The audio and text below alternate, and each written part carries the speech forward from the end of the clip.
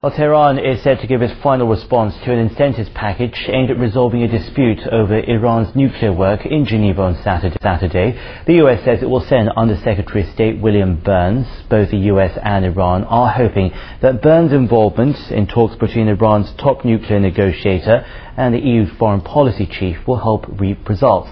That meeting, as we said, in Geneva this weekend. Ahead of that, though, let's find out more now from my colleague, Deng Rui.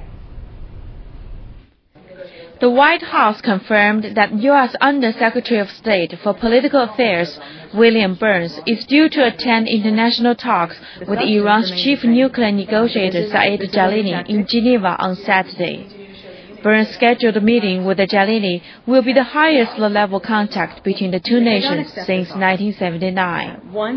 In the forthcoming international meeting with Iranian officials, Burns will be listening but not negotiating.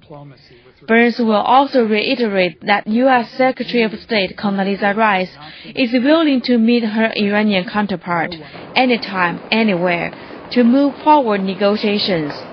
But the Iranians would first have to halt uranium enrichment.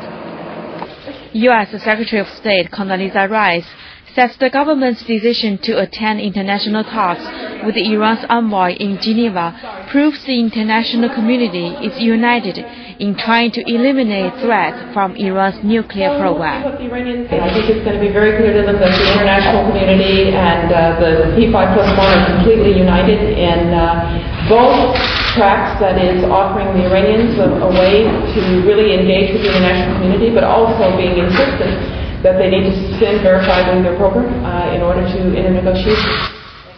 Meanwhile, Iranian Foreign Minister Manouchehr Mottaki welcomed the U.S. involvement in its nuclear talks. He hopes the U.S. presence will produce positive developments. Mottaki says it is an opportunity for Washington to listen to Iran directly.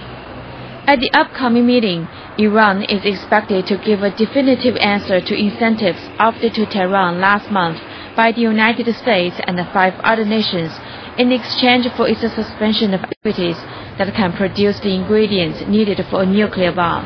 Deng Rui, CCTV.